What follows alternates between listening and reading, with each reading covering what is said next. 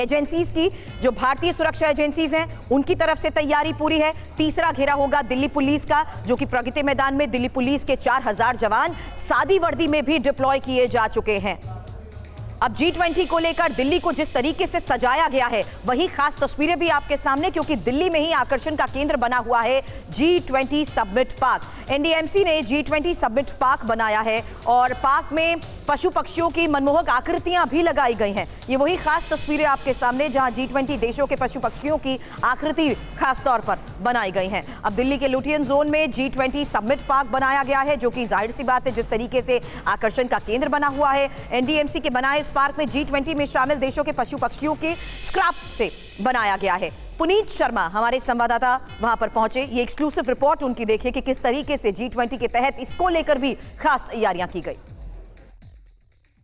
G20 summit को लेकर के पूरी दिल्ली में तैयारियां जोरों पर हैं। पूरी दिल्ली को दुल्हन की तरह सजाया जा रहा है। तमाम बिल्डिंग्स और पूरे इलाके को, खासतौर से जो लुटियंस जोन है उसको फूलों से सजाया जा रहा है। जो इंपॉर्टेंट बिल्डिंग्स हैं उनको लाइटों के जरिए सजाया जा रहा है। लेकिन नई दिल्ली के लुटियंस जोन में चाणक्यपुरी इलाके में एक पार्क है जिसको वेस्ट के जरिए यहाँ पर जो जानवर हैं और पशु पक्षी हैं वो बनाए गए हैं। इसको G20 समिट पार्क का नाम दिया गया और काफ़ी आकर्षण का केंद्र, जो मुख्य द्वार है यहीं पर आप देखेंगे भारत के राष्ट्रीय पक्षी मोर की आकृति से इसको यहाँ पर बनाया गया है। वेस्ट टू वंडर की तर्ज पर बना ये G20 समिट पार्क लोगों के आकर्षण का केंद्र है। एनडीएमसी की तरफ से बनाया गया इस पार्क में G20 में सम्मिलित देशों के पशु और पक्षियों को स्क्रैप से बनाया गया है। तमाम जो देश हैं, चाहे वो मैक्सिको हो, कनाडा हो, चाइना हो, ये तमाम देशों के जो पशु और पक्षी हैं उनको यहाँ पर उनकी कलाकृतियाँ बनाई गई। आप देखिए जैसे ही पार्क के अंदर घुसेंगे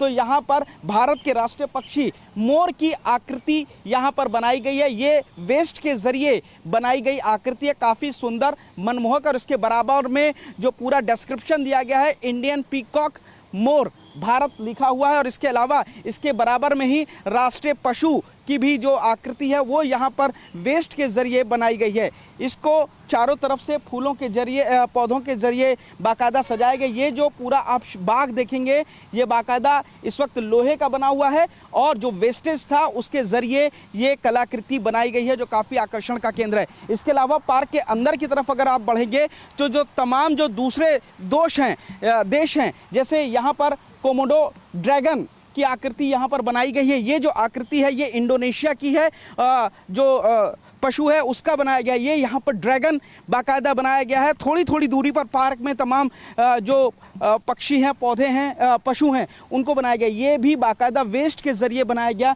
ड्रैगन की आकृति है। लोग यहाँ पर आ रहे हैं, इसके साथ यहाँ पर सेल्फी भी दे रहे हैं और यहाँ पर बाकायदा ये किस देश से संबंधित है उसके लिए बाकायदा लिखा भी गया है, कोमोडो ड्रैगन इंडोनेशिया। इसके अलावा दूसरे अगर जैसे ही आगे की तरफ बढ़ते हैं तो आप यहाँ पर देखेंगे यहाँ पर मुर्गा बना हुआ है, इसको गैलिक मुर्गा बोला जाता है और ये फ्रांस की कलाकृति है। इसको यहाँ पर वेस्टेज के जरिए बनाया गया।